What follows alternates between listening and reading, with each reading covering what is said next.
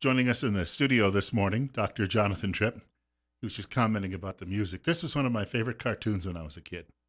Pink Panther. Love it. I There's like the aardvark too. the old original movies with Peter Sellers and then remade with Steve Martin.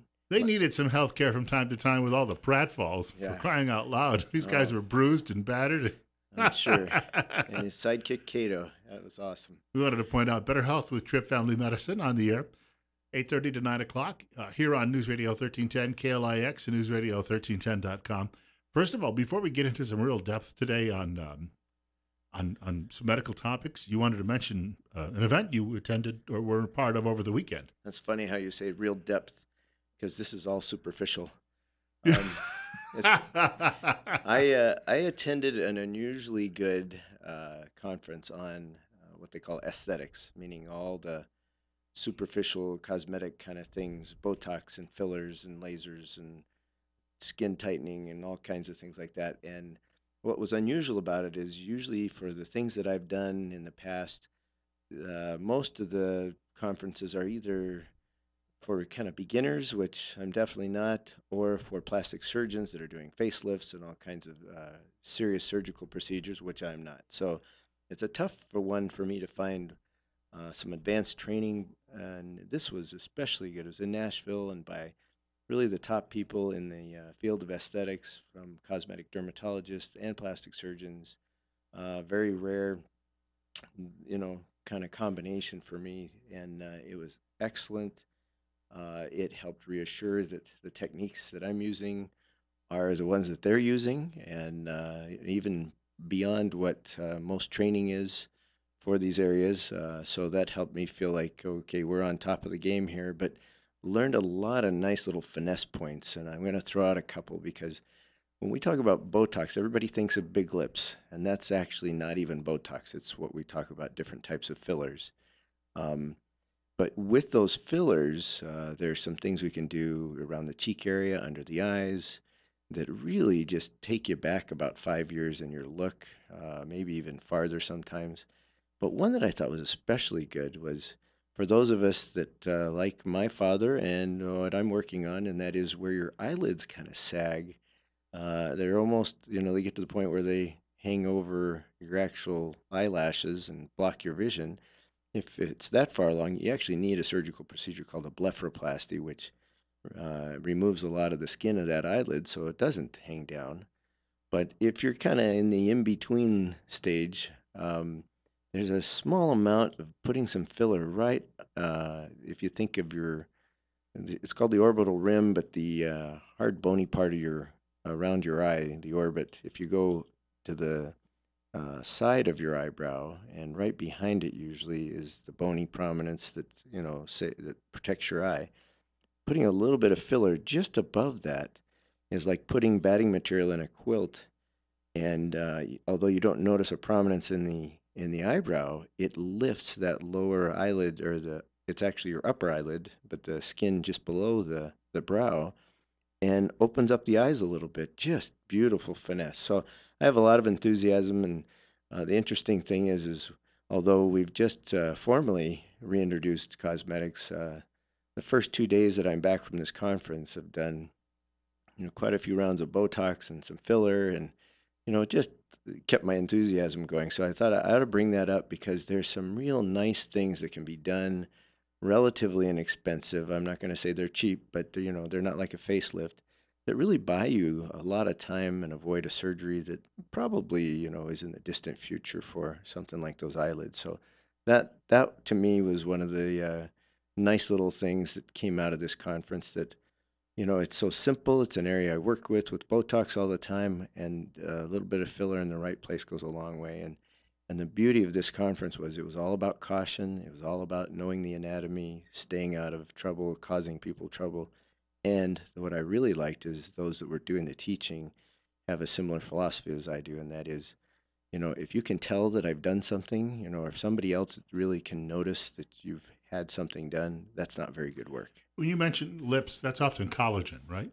Well, collagen's the original filler, and it lasts for about 3 months. And so since then, we've developed the majority of what's used now is hyaluronic acid, which is similar to, it is a protein from your cartilage, but it's like a sponge. It holds water and it holds it for 9 to 12 months. So most of the things that we're doing with lips are definition, some volume. I try to stay away from anything that would catch people's attention, but just really cleaning up, lines, especially around the lips. You'll have these vertical lines, like if you've been a smoker, or just if you purse your lips, you'll see what lines I'm talking about, or the lines that come down from the side of your nose to the edge of your mouth. That's called the nasolabial folds. Those can be softened beautifully without looking like you're plastic. So that's kind of the discussion we wanted. I just wanted to bring that up because there's a lot of excitement and enthusiasm, and we're dealing with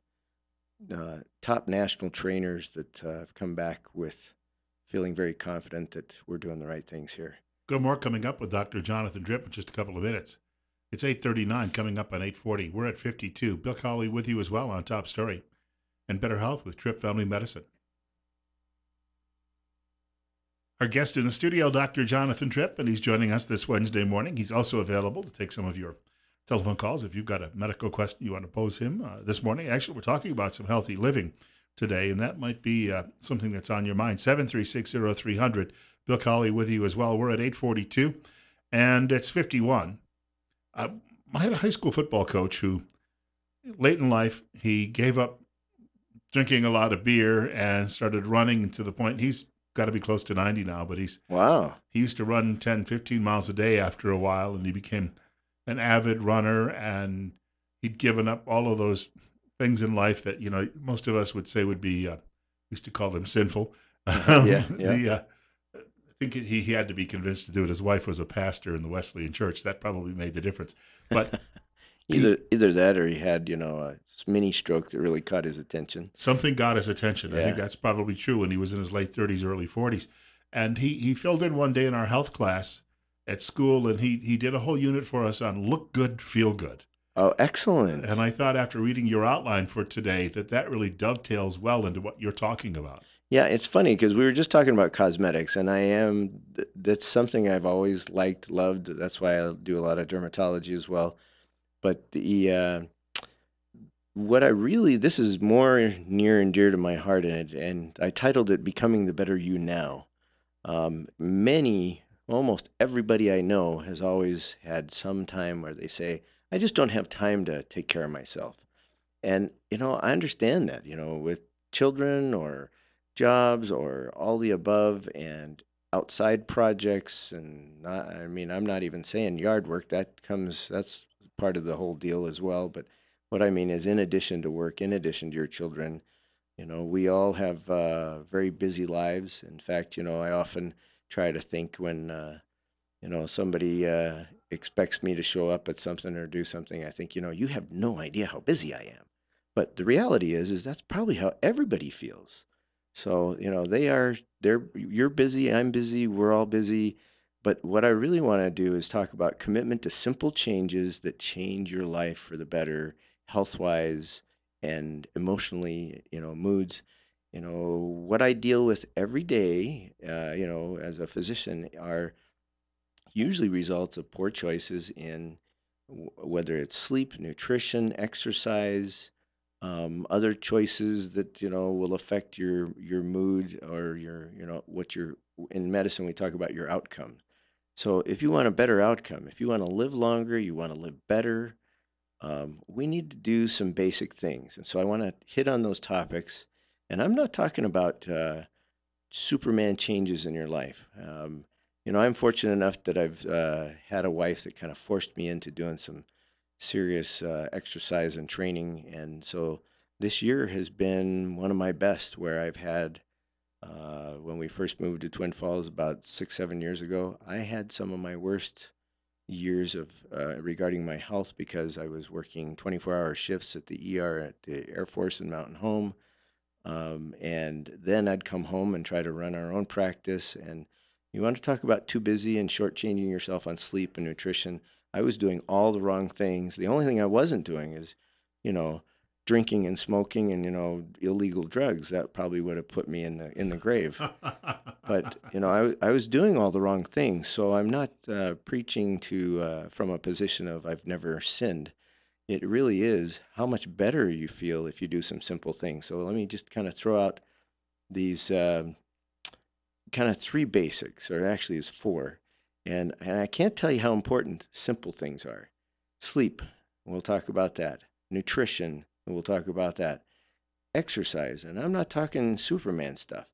And then last of all, which is kind of a surprise, but just like you brought up from, is that image. And it is looking better helps people feel better. We have studies that show that you dress up a little bit, you tend to act and feel better about yourself and what you're doing, and it shifts your mood. So, as much as I love the girl that I dated that lived in sweats, the truth is she was beautiful and I ended up marrying her. So that does work sometimes. But the reality is most of the time you get that girl out of sweats and dress her up a little bit and she just feels better. Why is that? Is it really, because we need makeup to feel better? No, but a little bit of dress up goes a long way. And I know I got plenty of relatives that say wearing their Wranglers and this and that is all they ever need to do. And the answer is, how many of those people wearing Wranglers are pressing those Wranglers? Yeah, that's dressing up. It's not a specific outfit or uniform I'm talking about. I'm just saying you're taking the time to look better, and as a result, you tend to feel better. So that's my take on it does make a difference on how you act and how you feel. I learned that in college and in business that if you dress the part, all of a sudden you act the part. So there's a phrase out there I really don't like quite how it's said, but it makes sense, and it's make it or fake it until you make it. In other words, you get used to that new persona, that new attitude, and all of a sudden it is you.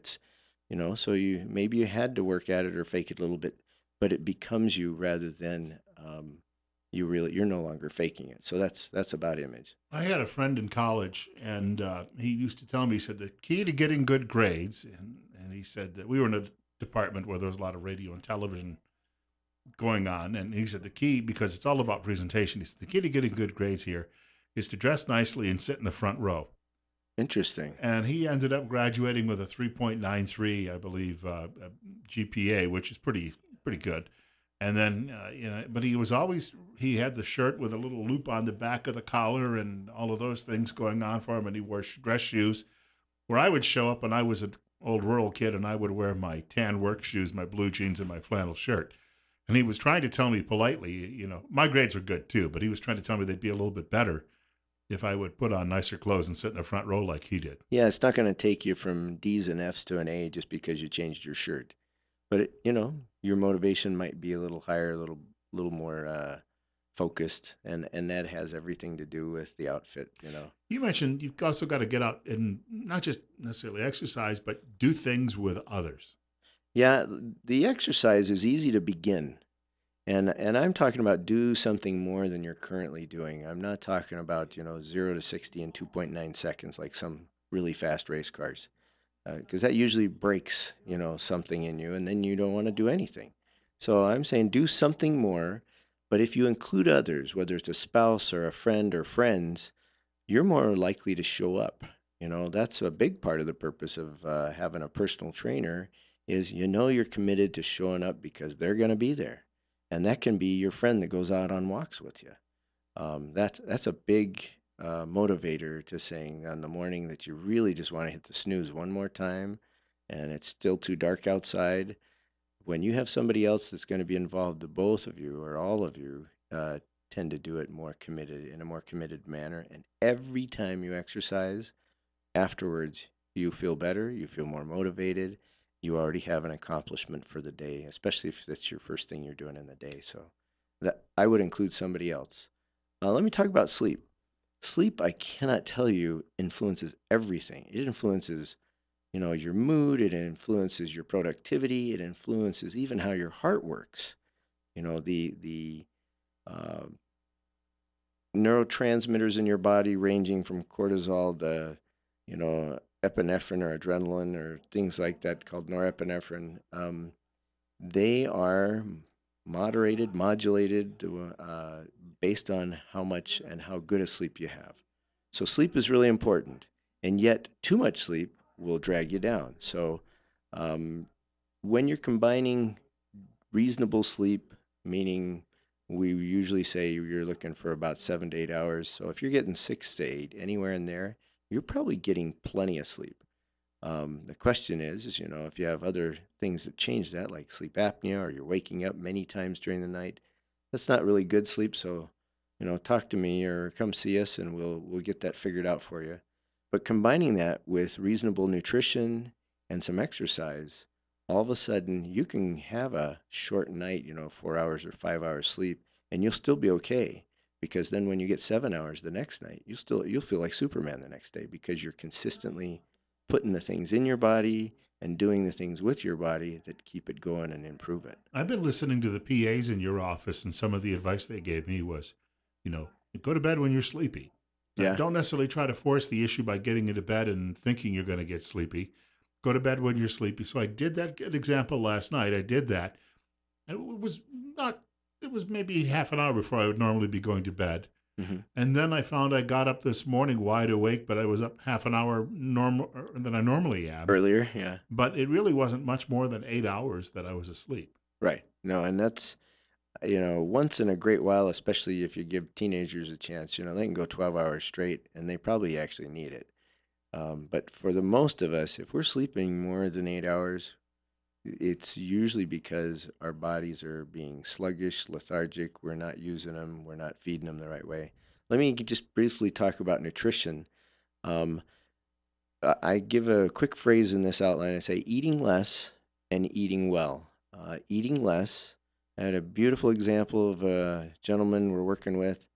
He's dropped 30 pounds in about 6 weeks. Now he's way overweight, but the things that he's done are not hard from a point of view of uh, having to count calories, which I like that idea. But he pretty much just said, I started pushing away the meal when I got about halfway through my plate, which is really hard for me because, if it's good food, it's right there. Mm-hmm. But if you can push that away within about 10 minutes, your it's called satiety, or your feeling of being full kicks in, and you really don't want it. But if you eat it within those first, 10, 15 minutes, you can pile it in and then you know you had too much. Um, so he would push away the plate, and what he told me is he cut out most sugars. In other words, most carbohydrates. And our potato farmers will be mad at me, but he says, I cut it back to where I eat almost no potatoes. And he talked about how he'd had a couple rounds of mashed potatoes in the last 6 weeks. And I said, the whole deal is you can have them. You just can't have a full plate of them. So by cutting down on his total carb intake and cutting down on the total amount by half, he has dropped a lot of weight. And so, if you're 122 pounds, I'm not going to tell you you're going to lose 30 pounds in 6 weeks. But if you're 250 or you're 300, guess what? 30 pounds by just changing those simple things makes a big difference. But when I say eating well, I'm looking for things that are more are whole foods. They're not processed. They're not coming from packages. They're not. They don't have a lot of stuff added to them. They're things you have to kind of cook on your own or make on your own, and that alone will reduce your calorie intake, your preservatives, your salt, everything, and you'll feel better. You have a note here. If you are exercising, do a little bit more, maybe even a lot. But if you're walking 30 minutes a day, maybe 35, then pick it up a little bit. Yeah, a 10% increase is always a good choice. Whether you're running, walking, lifting weights, if week over week you're increasing by about 10%, that is a beautiful incremental change. Because if you count that out, you take it out about 6 or 8 weeks, all of a sudden you're doing 50% more than you were doing when you started just a few weeks ago. And you usually do that without a threat of additional injury. Now, So, one way I try to do this is the other day I was in Ogden and I wanted to go down to 25th Street and just get some photographs of the beautiful old buildings. But I literally parked, I think it was on Washington or Jefferson, a few blocks away walked up the street, crossed the street, and then down one end all the way to the train station and then back to the car, knowing that I could have found a parking spot.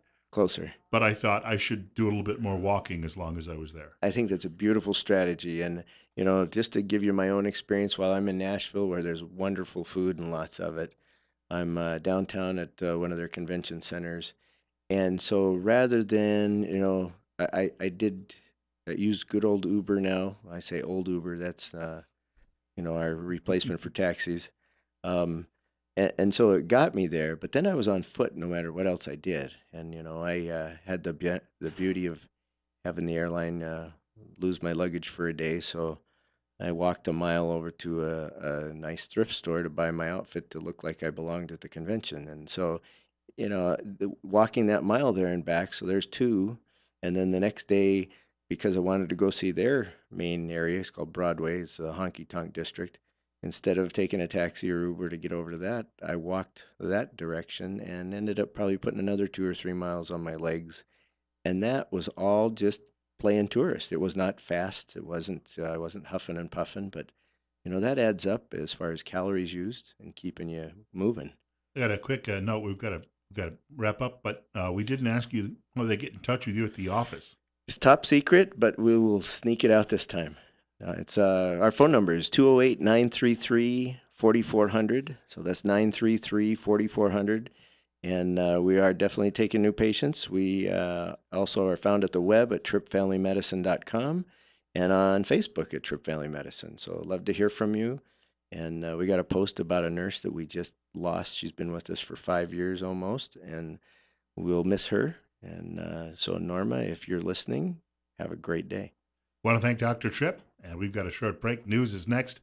And then the latest update on Raul Labrador throwing in his hat into the race for governor in Idaho.